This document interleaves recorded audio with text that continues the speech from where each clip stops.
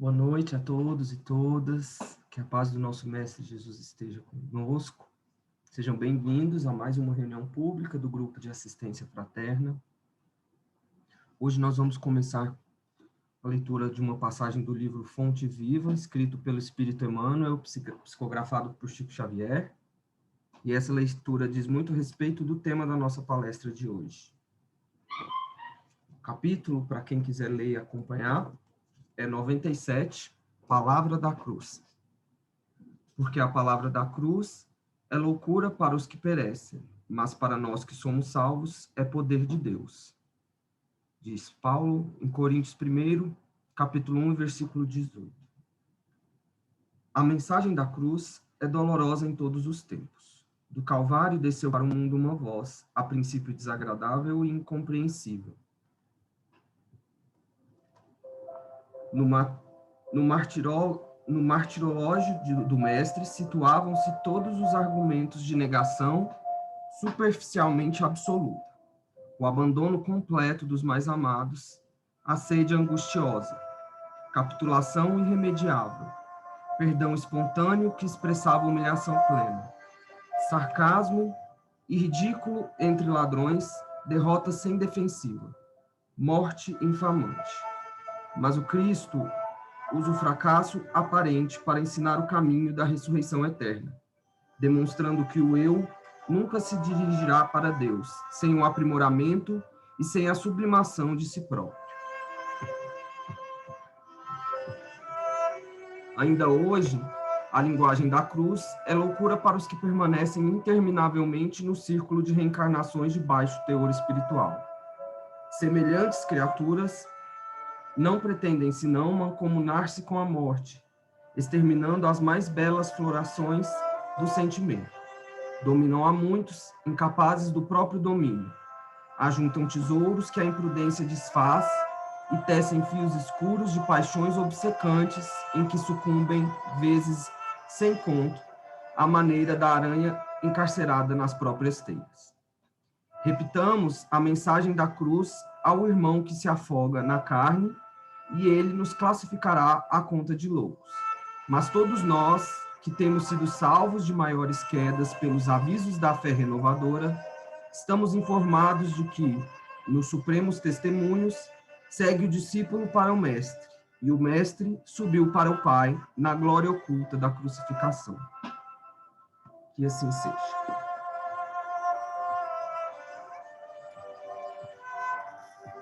Meus irmãos, vamos neste momento nos juntar em pensamento. Estamos aqui mais uma vez reunidos, assim como fazemos todas as terças-feiras, dando sequência às atividades públicas desta casa, deste grupo de assistência fraterna. Hoje, dia 6 de abril de 2021, estamos aqui reunidos em nome de Deus. E vamos pedir as proteções para todos nós, para todos aqueles que esse vídeo, este áudio possa alcançar em qualquer momento, para que todos possam se sentir amparados, protegidos, acolhidos, amados. E é esse amor e essa compaixão, essa benevolência do nosso Criador que nós evocamos neste momento, para trazer para nós as harmonias, a esperança, a fé. Num momento tão desafiador, busquemos o aconselhamento daquele que para nós tem sido a referência como mestre, que não se cansa de repetir as lições. E nós, da forma como podemos, vamos nos colocando como aprendizes, errando, reaprendendo, caindo, levantando, e assim, uns aos lados dos outros, podemos somar nessas atitudes de companheirismo, de reconhecimento no nosso próximo, como o amor próprio de Deus. Possamos também nos sentir muito fortes e muito unidos. Neste momento, não é possível esse encontro presencial, mas a força do nosso pensamento. As nossas intenções não têm limites, alcançam, e é no encontro de todas essas energias positivas que nós daremos início a essa palestra desta noite, e o nosso convidado, Fernando Pinheiro, trará para nós um tema que nós poderemos discutir, aprender e avançar cada vez mais no nosso aprendizado. Que nós possamos iniciar este encontro com muito amor, com muita tranquilidade, com muita paz, harmonia e alegria em nossos corações. Que assim seja.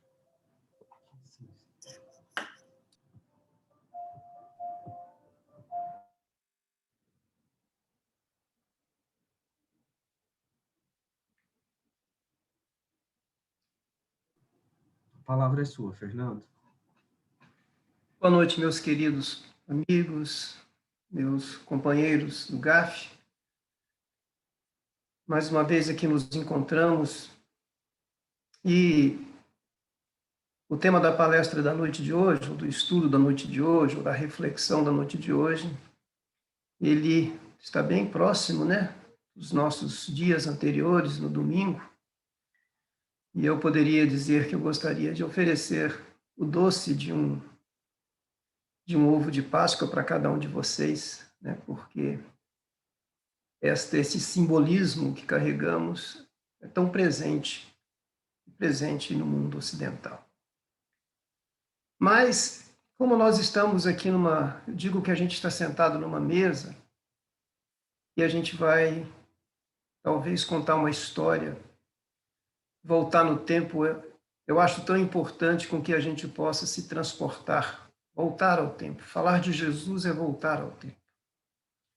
Porque a Páscoa, ou esse período pascual, ele encerra o ciclo em que Jesus aqui esteve de forma presencial e desde o seu nascimento, do qual todos nós também comemoramos muito, que vem a ser a comemoração do Natal, até o momento pascual, passam-se poucos anos. Muito jovem, nosso querido Jesus aqui viveu 33 anos. E, notadamente, nos últimos 3 anos em que ele esteve presente em espalhar a semente do amor na região em que se encontrava e que floresceu para o mundo inteiro. Então, nós vamos voltar. Não vamos voltar ao seu nascimento, mas vamos voltar, então, quando Jesus, já consciente do encerramento do seu período presente aqui na Terra, ele se prepara, então, para poder adentrar Jerusalém, para participar justamente da festa da Páscoa. Festa essas que os judeus comemoravam já há muitos anos, desde muitos e muitos anos, que celebrava, dentre outras coisas, celebrava a libertação do povo judeu da escravidão do Egito. Essa história é muito conhecida, temos, né, dentro do Êxodo que está na Bíblia, toda a narrativa dessa peregrinação dos judeus pelo deserto, quando eles passam pelo Mar Vermelho, quando então nós temos o simbolismo de se abrir o Mar Vermelho para que os judeus possam prosseguir e depois os egípcios que estavam ainda a perseguir os judeus sofrem o afogamento e assim os judeus que se caminhavam em direção à terra prometida. O êxito, então, vem a ser essa libertação da escravidão, os judeus sofreram muito, para irem para a terra prometida, a terra de Canaã, onde então eles imaginavam que estariam como se nós estivéssemos adentrando no paraíso, numa nova jornada, numa nova vida. Mas, passado 2000 anos, nós conhecemos ainda a história do povo judeu que ainda está a trafegar na sua trajetória ascensional. E naquele dia, então, Jesus que iria adentrar Jerusalém, e Jesus já estava muito conhecido. As pessoas o seguiam justamente por toda o seu carisma, a sua aura, o seu amor que transbordava por todos, lógico também por todos os feitos das curas que eram realizadas e das grandes expectativas que tinham todos os judeus de que ele fosse o Messias tão noticiado por todos os profetas. Era uma expectativa muito grande, pois os judeus sonhavam, eles que já tinham sido escravizados naquelas oportunidades, sofrido tanto, então eles sonhavam agora em se ver livre do domínio romano e que esse Messias que ali chegaria como se estivesse chegando um grande general, com toda a sua força, com todo o seu exército, com todo o seu poder. E nesses 7 dias, ou nesses dias que antecedem justamente o que nós chamamos da Páscoa, nós temos um grande ensinamento que precisa ser narrado, estudado, refletido. Desde quando, então, Jesus, ao invés de buscar um carro alegórico, uma biga, algo que pudesse conduzi-lo, ele entra montado num pequeno animal, um jumentinho, né? E as pessoas que ali se encontravam, todos muito esperançosos, traziam em suas mãos os ramos, as folhas, para poder recebê-lo, jogavam na sua passagem. A expectativa era muito grande, mas já se questionavam. Haja visto que, há uns 2 dias antes, ou um dia anterior, tanto Herodes quanto Pilatos tinham adentrado Jerusalém com toda aquelas suas bandas, fanfarras, com tudo aquilo que era o séquito que os acompanhava. E havia então um contraste. O Messias que eles tinham de tanta expectativa entrava de forma tão humilde, tão simples, como poderia ele então ser o fator de libertação, o Messias prometido e esperado. Mas Jesus prepara-se então e já tem ciência de que está próximo o momento em que ele vai deixar a sua presença física com seus apóstolos. Solicitado já tinha sido de que ele pudesse ter um lugar para poder ter uma ceia, que já era uma própria tradição daquela época, certo? Em que eram comemorados na Páscoa você fazer uma refeição com um pão ázimo, com uma bebida que não tivesse fermentação, certo? Essa era a tradição. E ele se reuniu, então, com seus 12 apóstolos. E se nós tivermos a oportunidade de, através das palavras ou dos escritos trazidos no livro Boa Nova e também em outros livros, em outros evangelhos, tanto de evangelho dos 4 evangelistas, nós temos narração de Lucas e tudo isso. Jesus, naquele momento, ele tem esse último período que está com os seus apóstolos, com os seus discípulos presentes, para fazer um balanço, para fazer uma avaliação, para fazer os últimos ensinamentos, os últimos alertas. Alertas por quê?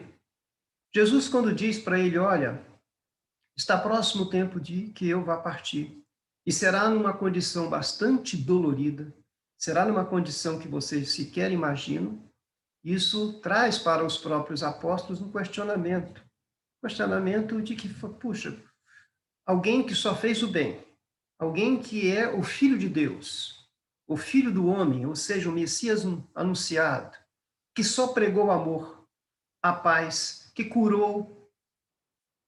Como é que agora poderia ele dizer que iria sofrer naquele momento, naqueles próximos momentos, sofrer fisicamente, ia ter um período muito duro? E Jesus, então, deixa claro para todos os seus apóstolos de que aquele era o desígnio pelo qual deveria passar. E alertou a todos eles de que não seria fácil. Voltou a reafirmar, conforme no próprio Sermão da Montanha, que a porta para adentrar o verdadeiro reino dos céus era uma porta estreita e que eles tinham que entender de que os grandes triunfos não são aqueles triunfos que são realizados conforme os generais que trucidam os seus povos conquistados, mas, ao contrário, àquele que muitas vezes é submetido ao sofrimento, é submetido a, a, a uma situação como ele passou de ser xingado, de ser apontado, enfim, Jesus coloca que desta forma é a maneira com que os grandes homens adentrarão muitas vezes o reino dos céus. E esta, então, é aquele momento em que Jesus compartilha com seus apóstolos e, durante esse período da última ceia, ele revela. Imagina a gente reunido, os 12, que conviveram tanto tempo, ali já havia uma afinidade plena, havia um amor que aqueles apóstolos tinham por Jesus, e Jesus, então, diz para eles de que um deles iria traí-lo. É uma situação extremamente difícil, constrangedora, porque se nós estivéssemos lá, e nós estamos agora neste momento, aí nós íamos nos perguntar, eu, Jesus? Cada um deve ter se feito essa pergunta, eu vou traí-lo? E, logicamente, a figura do traidor ou a figura daquele que deixou-se envolver por uma série de circunstâncias que levaram com que ele pudesse, entre aspas, trair a Jesus, que era Judas, estava então prestes a poder, depois de ter feito o acordo com os doutores do templo, da lei, para que Jesus fosse entregue. Qual era o grande incômodo que Jesus trazia? Jesus trazia o incômodo de que, se ele fosse todo esse poderoso, ele estaria ameaçando o poder dos sacerdotes, ou seja, do sinédrio.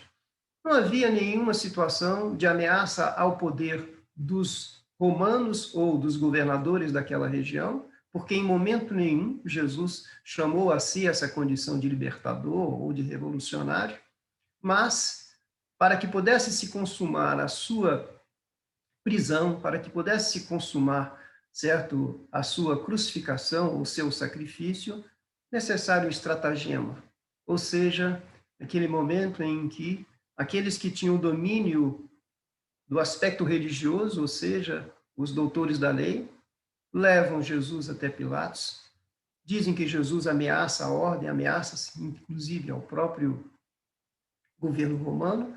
Então, nós temos aí o primeiro ensinamento desse período.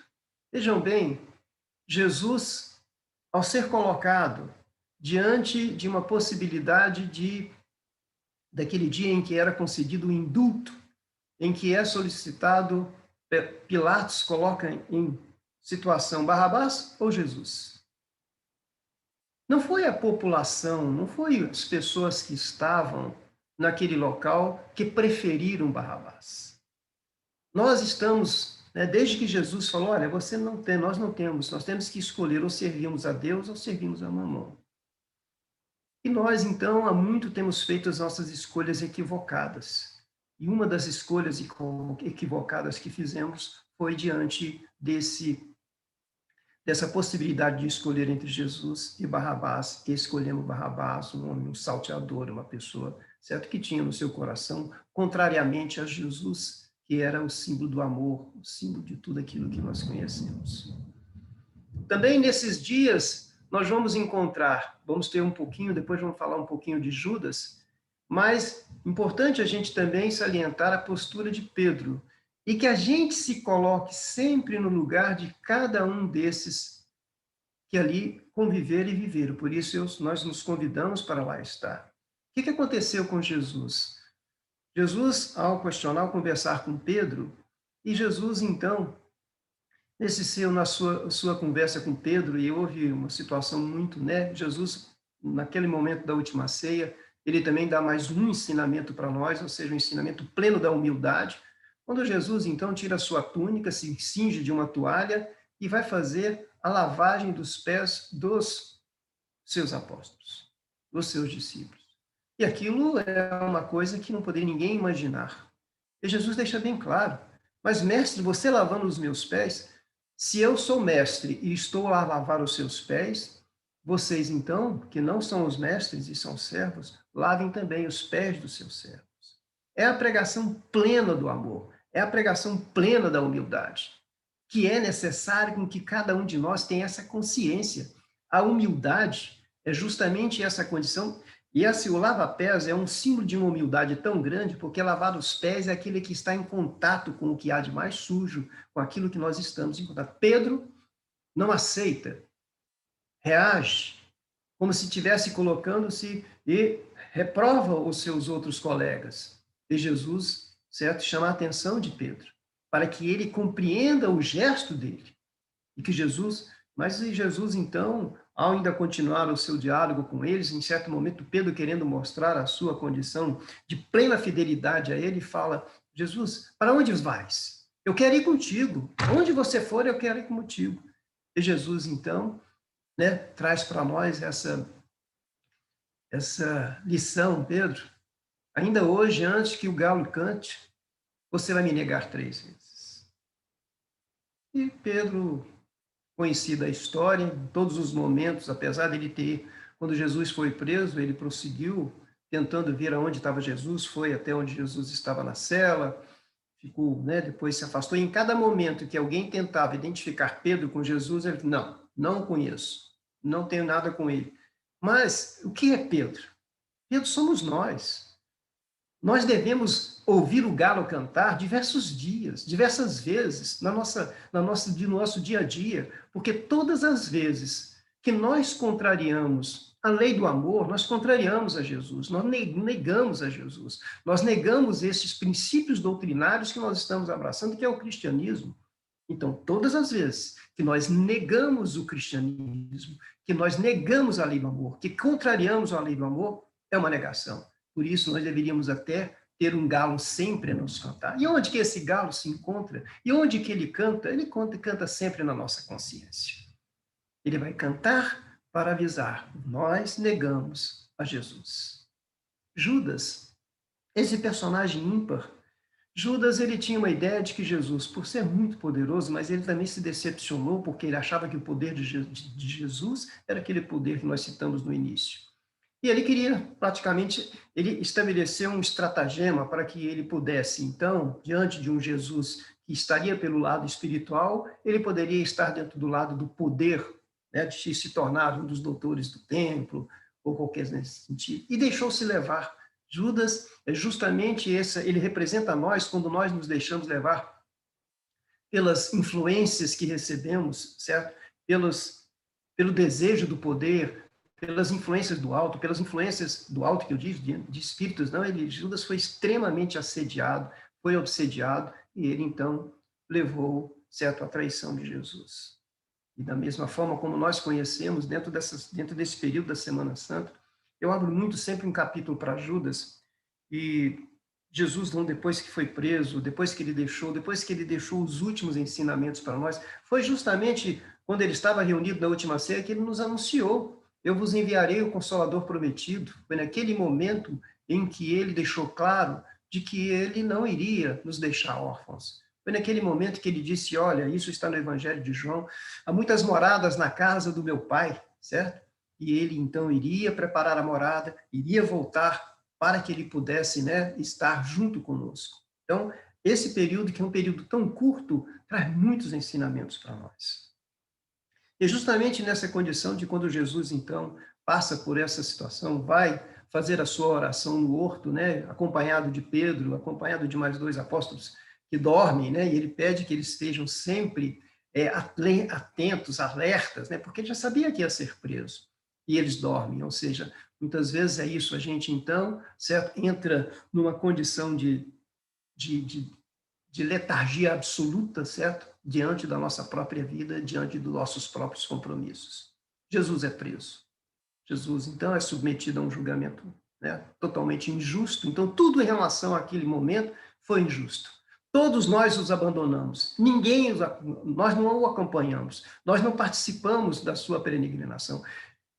Eu quero, assim, logicamente, fazer um parênteses, né, apesar de como nós estamos aqui presentes nessa reunião e com 4 representantes femininas, e realmente as mulheres foram o ponto de destaque em relação a aquele momento junto com Jesus, tanto Maria quanto Maria de Magdala, certo, como outras mulheres que deram a Jesus todo o apoio, que acompanharam, que cuidaram dele, quando ele esteve, certo, crucificado, a mãe ali esteve, Maria de Magdala ali esteve, e outras mulheres ali estiveram para poder cuidar de Jesus.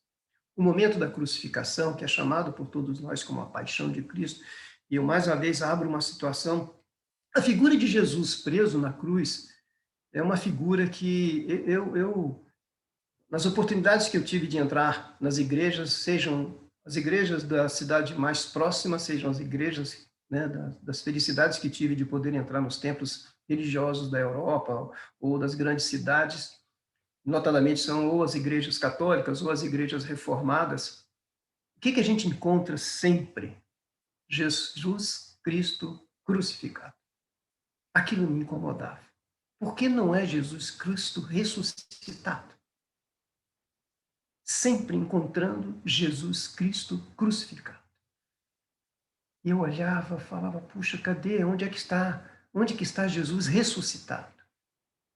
E Jesus Cristo, quando está crucificado, e também naquele momento em que ele ali se encontra, e num dos episódios, ele então, os anjos estão, certo, lógico, ali aparecendo, e ele chama um desses anjos e vai conversar com ele, e ele estava preocupado com Judas. Aí a gente ainda fala mais de Judas, e aí esse anjo encosta próximo do coração de Jesus, e ele então recebe a mensagem: ajuda Judas. Judas está a cometer o suicídio. E assim então, Jesus nunca deixou Judas, como depois, certo, Jesus ali passa, está ao lado de dois ladrões. Se nós todos o abandonamos, nós homens principalmente, nós que fomos curados, os leprosos, os cegos, ninguém estava lá. Ao contrário, haviam pilheiras, haviam insultos, havia até o nosso querido soldado, né, o São Longuinho, né, que ao final vai lá e enfia uma lança, certo, na costela de Jesus para poder exterminar. Mas Jesus, ao lado daquele ladrão que reconhece Jesus e pede a ele que, certo, pudesse, quando ele estivesse no reino dos céus, ou quando você estiver no seu reino, lembre-se de mim, só lembre-se de mim. E Jesus, então, também no momento dessa, ainda antes da sua ressurreição, nós vamos encontrar Jesus diante de Maria, diante de João. A mãe, logicamente, sofrendo muito, vendo aquele seu filho, e imagina nós aqui que pudéssemos estar diante de um filho sofrendo, e diante de um filho que foi tudo aquilo que Jesus foi, que ela conhecia, e porque ele estava a merecer aquilo, ela não aguenta e grita, filho, né? Filho. E Jesus, então, aponta para Maria e diz, aponta para João, ou aponta para Maria e diz, mulher, ou mãe, aí está o seu filho. E da mesma forma aponta para João e diz, filho, aí está sua mãe. Dando então a conotação final da fraternidade, de que todas nós que às vezes, muitas vezes, perdemos os nossos entes mais queridos, que nós devemos transmutar todo o nosso amor, toda a nossa energia por aqueles outros que aqui ficaram. E assim Jesus, ele chega no seu momento final, todos nós conhecemos a figura da paixão de Cristo, tão reprisada e tão filmada em todos os cantos. Mas vamos para o ponto da ressurreição. Diz então que ao terceiro dia, Jesus ressuscitou. E na sua ressurreição, certo, em que lá foram novamente Maria de Magdala, foram no túmulo, chegaram lá, encontraram o túmulo aberto, nós vamos encontrar então, certo, a surpresa delas em relação à não presença de Jesus. Maria de Magdala está ali então, sem saber o que faz, e alguém a chama. Alguém chama a sua atenção. E ela se vira a Jesus. E ela quer então correr para abraçar Jesus, para beijar os seus pés, para reverendá-lo, e ele fala, Maria, não me toques. Porque ele assim alertou Maria de Magdala a não tocar. Porque justamente Jesus, tinha descido ao umbral, como se diz, foi até o encontro de Judas, para dar suporte a Judas, para perdoar a Judas. Aí eu volto na minha infância. Né? Talvez aqui eu seja dos homens o mais vovozinho, certo? Vitor, tal, talvez vocês não tenham passado por isso. Eu passava muitas férias em Itaberaí, sabe? Itaberaí, essa cidade aqui pequena, e Semana Santa nesses lugares era uma coisa assim muito interessante, entre aspas. Primeiro que eu ficava jovem ainda, criança, eu não entendia porque eles cobriam os espelhos com panos pretos, era na sexta-feira era tristeza absoluta, absolutamente triste. Ninguém podia fazer nada, não podia sorrir, não podia fazer nada. Mas quando fosse sexta-feira para sábado, aí eu já tinha uns primos com mais idade, o que eles iam fazer? Eles saíam, esperavam tocar o sino, tocar justamente o momento de entrar no sábado da aleluia, e a primeira coisa que eles iam fazer era roubar galinha. Aí era alegria, era tudo isso tal. Mas o que mais chamava a atenção, e nós estamos falando de Judas, é que no dia seguinte, o que nós tínhamos? A malhação de Judas. Aí botavam foguete em Judas, botavam tudo isso, batiam em Judas, iam para frente da igreja fazer. Gente, Jesus, ele amava Judas. Em todos os momentos. Até no momento em que Judas chega perto dele e ele diz, Judas, faça o que tem que ser feito. Ele amava Judas. Ele compreendeu Judas. Ele perdoou Judas. Dando essa lição para todos nós. Uma lição que precisa ficar sedimentada, gente, sobre qualquer circunstância. O perdão tem que ser a ressurreição de qualquer condição de ingratidão. Ou seja, aí quando nós falamos nas ressurreições, ou seja, o perdão é uma ressurreição, porque quem está com ódio, quem está com raiva, quem está com desejo de vingança, está escravo. Por isso falamos do êxodo, por isso falamos da escravidão. A ressurreição se mistura com esses dois temas. Por quê? Porque quando você tem, né, ou seja, a libertação da escravidão, lá era a libertação dos judeus. Hoje nós ainda somos presos, nós somos escravos de uma série de circunstâncias que nós vamos mostrar. Uma dessas é quantas vezes e por quantos anos carregamos ressentimentos, carregamos mágoas, carregamos desejo de vingança. E o que somos então? Prisioneiros, presos, escravos, e por isso não somos felizes. Jesus, então, deixa no maior exemplo de perdão que se pode ter, porque ele foi o seu protagonista da sua crucificação, da sua condenação, foi o seu traidor. Então nós não podemos deixar com que isso não fique sempre marcado, e hoje, então, eu acho que a sociedade já está paulatinamente retirando essa prática, né? Essa prática, logicamente, entre aspas, chamada inocente, mas nós conhecemos que no Nordeste, principalmente, isso é uma prática muito, muito contumaz. Falamos, então, em ressurreição. Se Jesus, na última ceia, na última semana, ele faz um balanço em relação a todo o seu período que esteve com esses seus apóstolos, agora ele vem da sua condição da ressurreição. A ressurreição é por todos nós conhecida. Não há discussão sobre isso, e nem vamos discutir aqui sobre o corpo espiritual de Jesus, certo? Ou seja, Jesus vai aparecendo e passa conosco 40 dias. Por que Jesus ficou 40 dias? Porque é necessário essa presença para que ele pudesse se fazer presente, para que ele pudesse se fazer visto pelo número maior de pessoas. Para quê? Para a consolidação definitiva de que a imortalidade, de que Jesus, como ele próprio disse, continuava e continua vivendo. E isso foi de uma importância, imaginemos nós, se nós formos fazer um estudo, uma reflexão, se Jesus não tem a ressurreição, se some o corpo dele ou não, porque essa era uma grande preocupação dos romanos ou das autoridades, que não sumisse o corpo, justamente para não dar margens a isso, mas que se ele então é enterrado e depois não tem a ressurreição para a consolidação do cristianismo é quase dogmática. Ela é necessária e ela foi importantíssima para todos nós. Mas trazendo agora a ressurreição para o sentido da Páscoa. Da mesma forma como, então, hoje, se os católicos ou alguns religiosos entendem a ressurreição como a própria, dentro do próprio sentido da palavra, mas ele traz outros sentidos. E eu gosto muito de juntar justamente a ressurreição com a escravidão, com o êxito. Ou seja, quando nós analisamos hoje quais são as razões do nosso sofrimento, qual é o maior escravo, qual é o maior escravocrata que nós temos, qual é o maior opressor que nós temos, que não é nós, individualmente e coletivamente, é o egoísmo. Ou seja, a humanidade é escrava do egoísmo.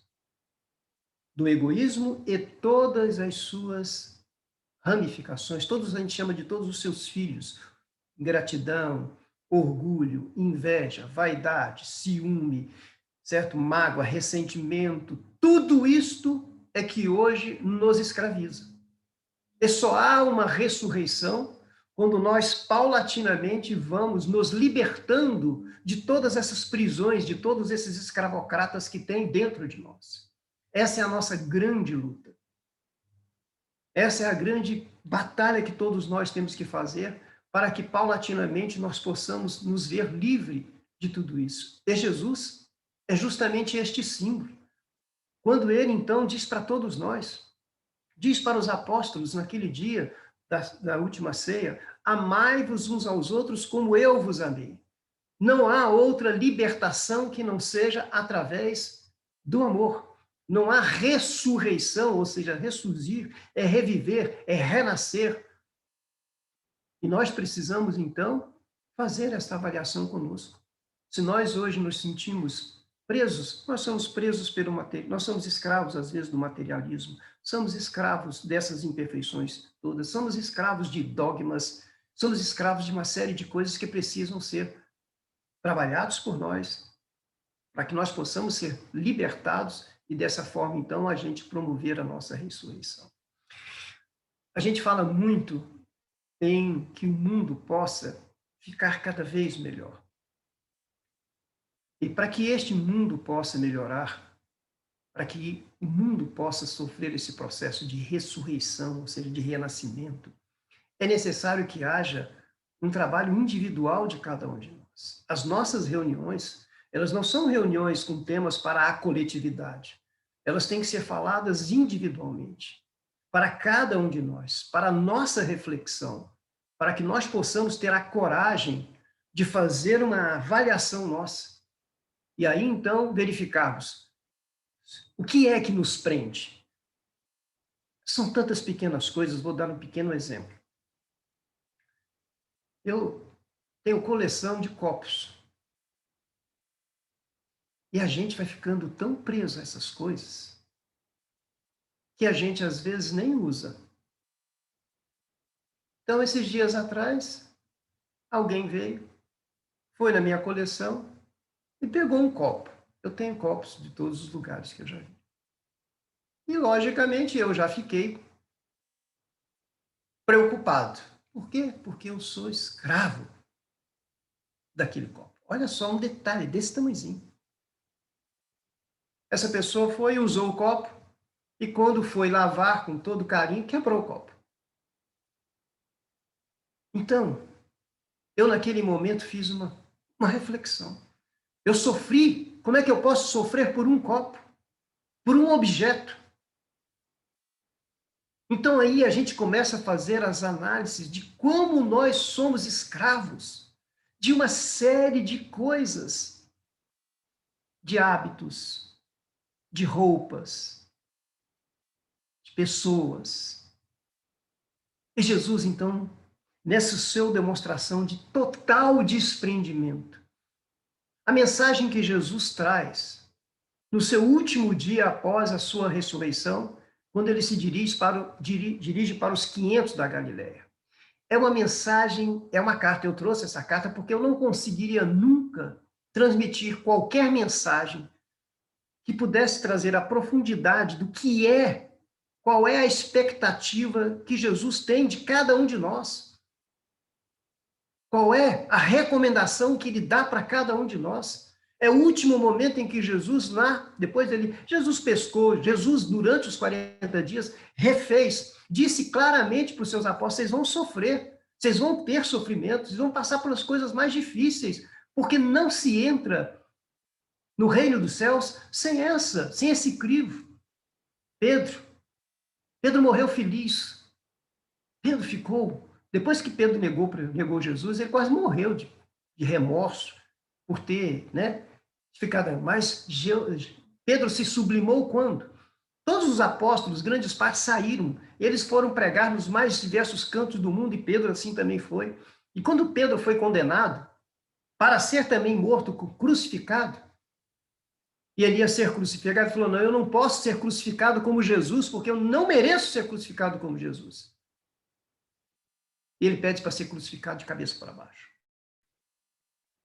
Para que nós possamos compreender de que a mensagem de Jesus deixou claro, nós vamos ler um pouquinho, se não me dar essa liberdade, certo? Para que a nossa ressurreição é justamente quando nós começamos a nos libertar de todas as prisões que as imperfeições morais trazem para nós.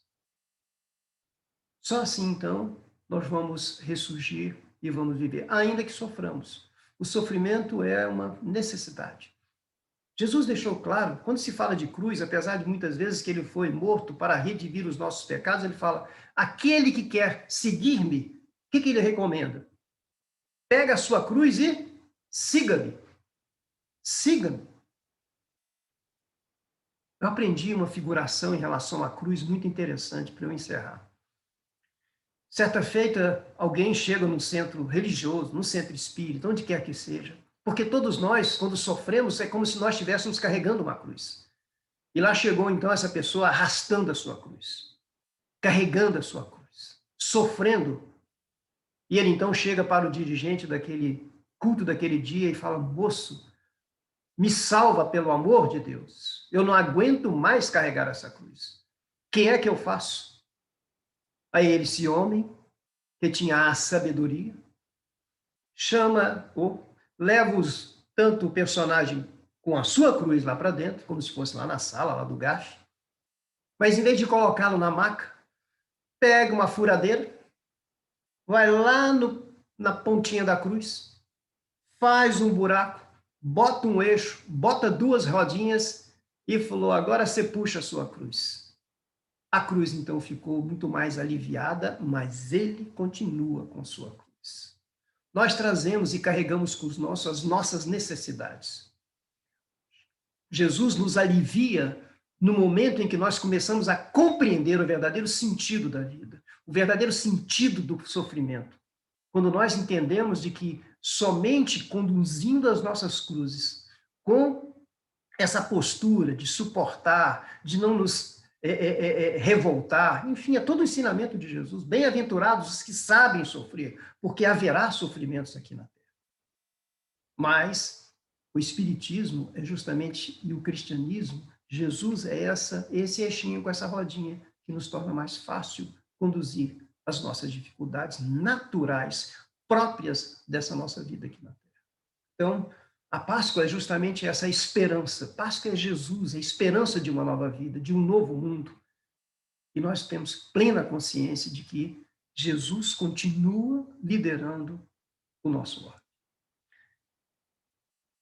Bom, eu vou ler, depois vocês fazem a montagem da palestra, pode fazer os cortes. Vejam bem, já que nós estamos juntos, vamos nos transportar, vamos ficar lá é um céu azul, finalzinho de tarde, já está quase se pondo, e Jesus está lá, no último momento, junto conosco. E assim é o cenário. Os ventos rescindiam um suave perfume, trazendo as harmonias do lago próximo. Do céu muito azul, como em festa para receber as claridades das primeiras estrelas, parecia descer uma tranquilidade imensa que envolvia todas as coisas. Foi nesse instante de indizível grandiosidade que a figura de Cristo apareceu no cume iluminado pelos derradeiros raios do sol. Era ele.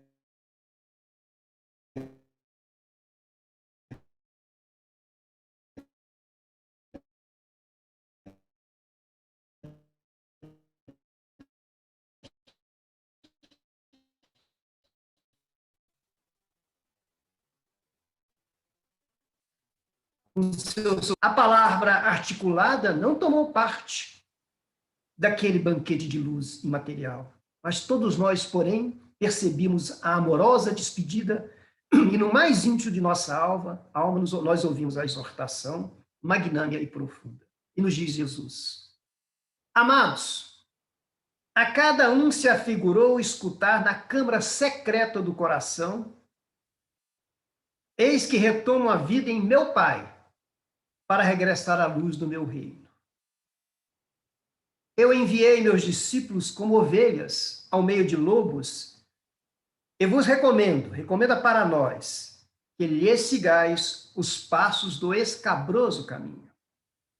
Depois deles, diz Jesus para nós, é a vós que confio a tarefa sublime da redenção das verdades pelas verdades do Evangelho.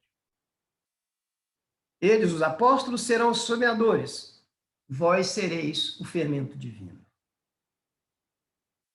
Para entrardes na posse do tesouro celestial, muitas vezes, diz ele para nós, experimentareis o martírio da cruz e o fel da ingratidão.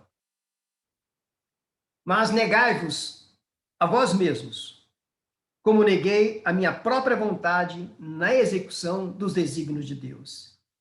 E, novamente, tomai a vossa cruz para seguir-me. Jesus reafirma, séculos de luta vos esperam na estrada universal. É preciso imunizar o coração contra todos os enganos da vida transitória, para a soberana grandeza da vida. Alerta Jesus. O mundo inteiro se levantará contra vós, em obediência espontânea às forças tenebrosas do mal, que ainda lhe dominam as fronteiras. Sereis fortes, sereis escarnecidos e aparentemente desamparados. A dor vos assolará as esperanças mais caras. Andareis esquecidos na terra, em supremo abandono do coração. Ah, mas no desenrolar das batalhas incruelitas do coração, quando todos os horizontes abafados pela sombra da crueldade, eu dar-vos-ei da minha paz, que representa a água viva. Na existência ou na morte estareis unidos ao meu reino. O mundo vos cobrirá de golpes terríveis e destruidores, mas de cada uma das vossas feridas retirarei o trigo luminoso para os celeiros infinitos da graça, destinado ao sustento das mais ínfimas criaturas. Finaliza. Até que o meu reino se restabeleça na terra, não conhecereis o amor no mundo. Eu, no entanto, encherei a vossa solidão com minha assistência incessante. Eu vos levantarei no silêncio do caminho, com as minhas mãos dedicadas ao vosso bem. Sereis a união onde houver separatividade. Agora olha o que ele quer de nós. Sacrifício onde existir o falso gozo. Sereis a claridade onde campearem as trevas. Porto amigo, edificado na rocha da fé viva, onde pairarem as sombras da desorientação. Sereis meu refúgio nas igrejas mais estranhas da terra, minha esperança entre as loucuras humanas, minha verdade, onde se perturbar a ciência incompleta do mundo. Finaliza. Entretanto, nada temais. Sede fiéis ao meu coração, como vos sou fiel, e o bom ânimo representará a vossa estrela. Ide ao mundo, onde teremos de vencer o mal. Aperfeiçoemos a nossa escola milenária, para que aí seja interpretada e posta em prática a lei do amor de nosso Pai, em obediência feliz à sua vontade augusta. Esta é a carta que Jesus, ou é a mensagem que Jesus traz para nós, há 2000 anos atrás. Talvez na abertura da nossa reunião de hoje, a gente fale em sofrimentos, fala em pandemia, fala em dores. Mas Jesus espera de nós que nós possamos ser os seus grandes ajudantes aqui na Terra, mas que nós possamos definitivamente acreditar e crer de que a Terra, de que nós estamos, todos nós que estamos trilhando e buscando trilhar o caminho do bem, o caminho do amor, nós vamos viver uma nova era, um novo tempo. É isso que eu gostaria hoje nessa reunião. Me desculpem um pouco, é longa. E eu tenho, assim, sabe, ficado cada vez mais nos estudos com Jesus, eu tenho uma admiração muito grande pelo Mestre. Mas ainda estou muito mais para Judas do que, certo, para outra condição. Ainda traio muito Jesus, certo, nas minhas imperfeições. Eu queria encerrar essa noite nossa, não precisa gravar, mas com uma música que é linda, para a gente novamente ir lá, encontrar com Jesus e que a gente possa, por isso, tomar o nosso passe, nos confraternizar. Eu vou, então, se me permite, eu vou colocar a música, tá?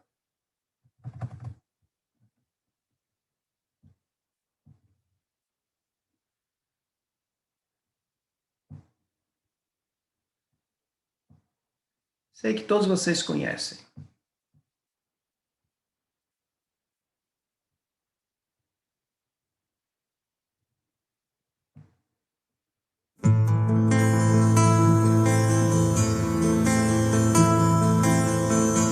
Bem-aventurados os pobres de espírito, porque deles é o reino dos céus. Bem-aventurados os que choram, porque eles serão consolados. Bem-aventurados os mansos, porque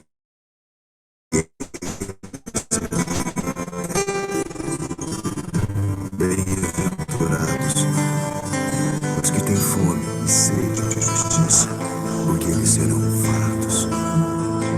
Um sentimento me ronda,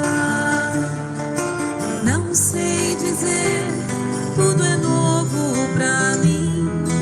Meu coração se renova, sinto a esperança invadir o meu ser. Quero ser manso, ser limpo, ser justo e pobre de espírito ser. Tua palavra me sonda, me conta do reino que espera por mim. Eu te ofereço meu pranto, as dores da alma que quer renascer. Eu ouvi tua voz, teu falar me encantou. Quis seguir, caminhar, quis saber pra onde vou. Eis-me aqui, minha dor sereno. Bem-aventurados os pobres de espírito, porque deles é o reino dos céus. Bem-aventurados os que choram, porque eles serão consolados. Bem-aventurados os mansos, porque eles herdarão a terra. Bem-aventurados os que têm fome e sede de justiça, porque eles serão fartos. Um sentimento me ronda, não sei dizer, tudo é novo pra mim.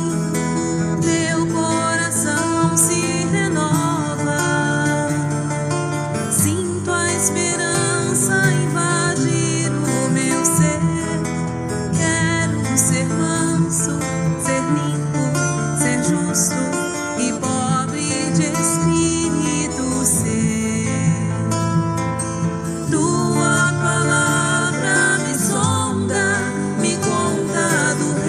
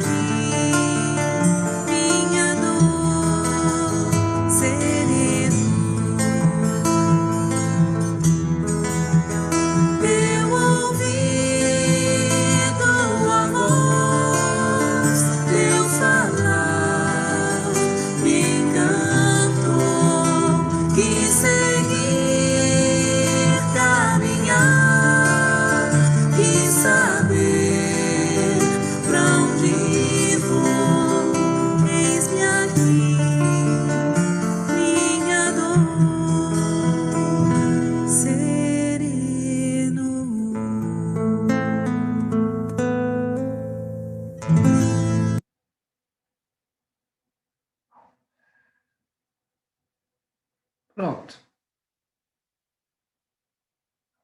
Melhor do que me escutar.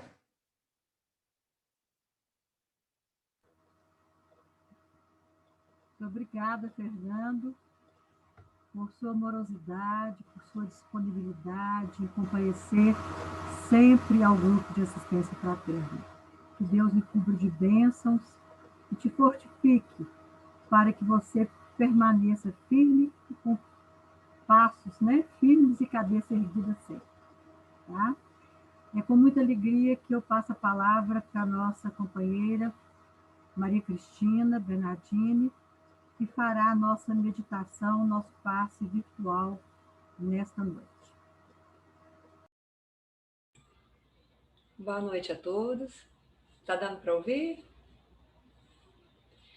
Então, aproveitando as vibrações, depois dessa palestra maravilhosa, desse vídeo, dessa música, vamos fechar nossos olhos e lembrar que o som tem uma velocidade, a luz uma velocidade muito maior e o nosso pensamento uma velocidade ainda muito maior.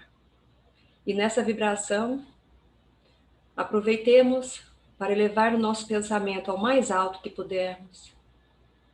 Elevar onde possamos alcançar as vibrações de amor e de harmonia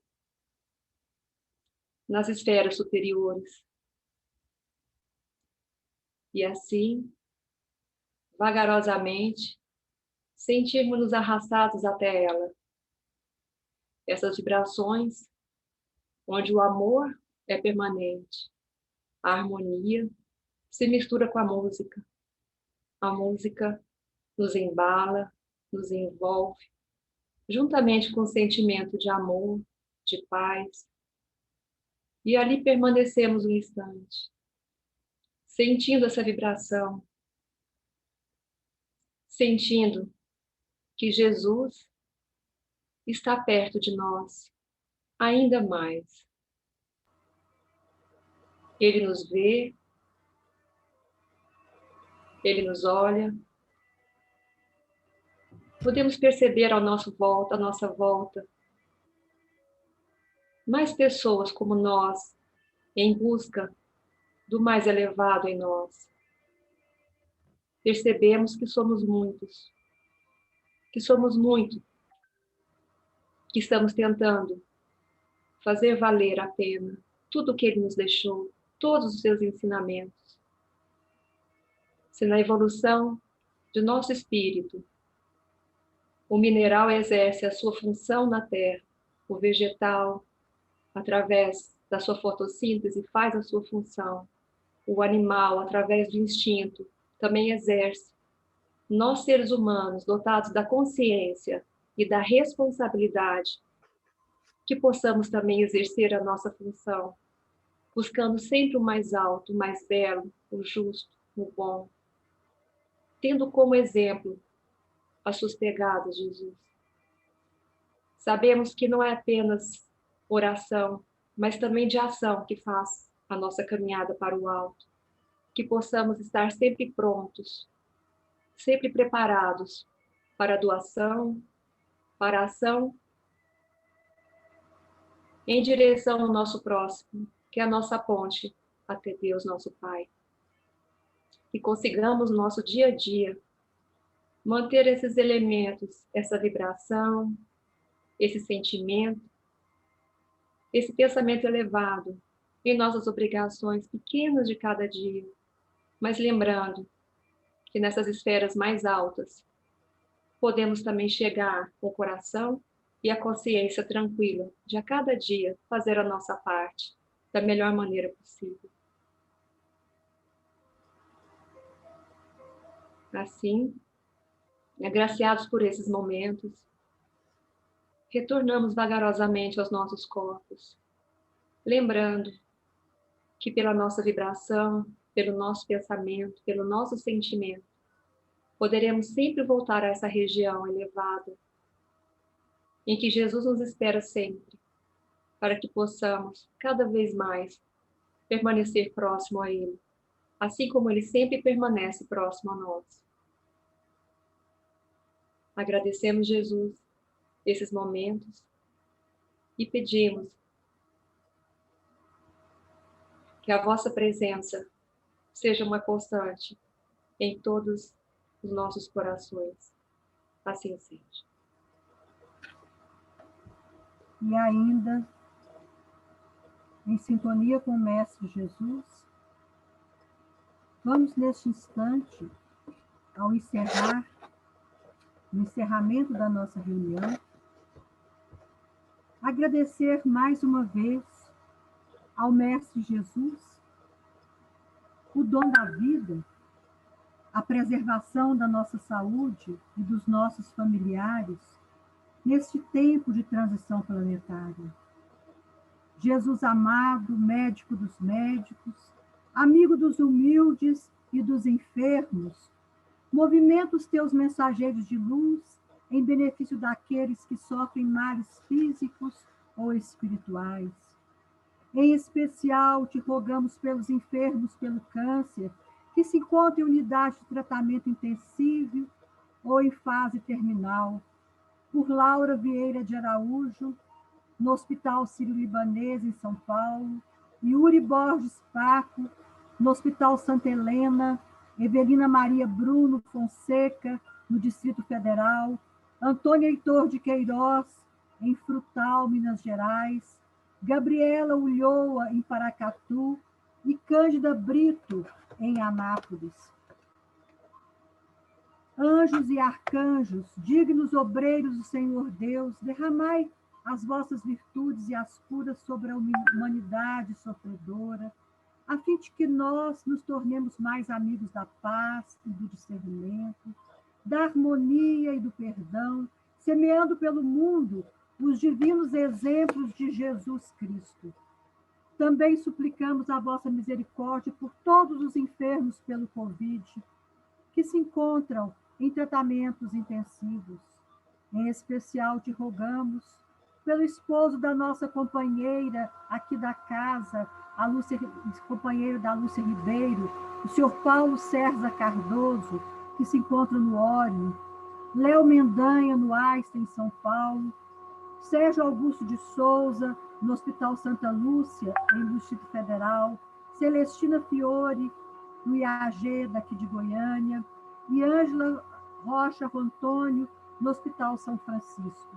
Fortaleça ainda, Senhor, todos os médicos e enfermeiros que estão cuidando para que a cura plena se faça.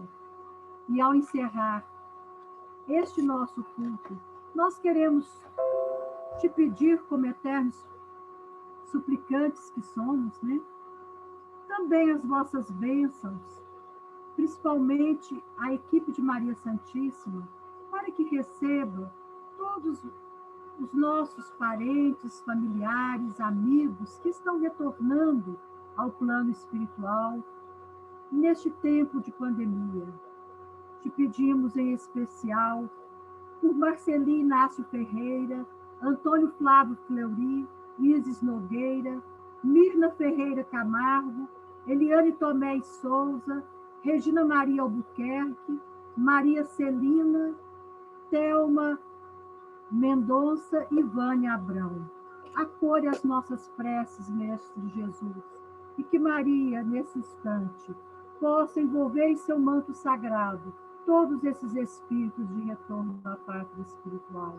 E com a prece que o anjo saudou Maria, nós encerraremos nossa reunião pública desta terça-feira, pedindo mais uma vez a fluidificação das águas aqui presentes e que todos os lares recebam o passe de energia física e espiritual de todos os seus componentes. Ave Maria, cheia de todas as graças, o Senhor é convosco. Bendita sois vós, Senhora, entre todas as mulheres deste mundo, pois bendito foi o fruto do vosso ventre, nasceu nosso amado Mestre Jesus. Santa Maria, Mãe de Jesus, rogai a Deus por nós que somos grandes pecadores, agora e na hora de nossa passagem para a pátria espiritual e por toda a eternidade. Sê conosco, Senhor, hoje, agora, amanhã e sempre. que assim seja.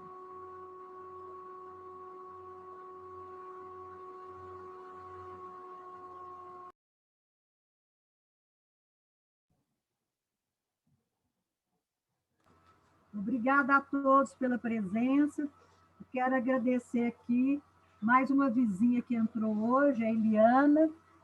Obrigada, Eliana, por sua presença. As pessoas que estão nos visitando pela primeira vez, o nosso voto de boas-vindas, né? Nossa saudação de boas-vindas, desejando que compareçam sempre às terças-feiras. Vocês sempre serão muito bem-vindos.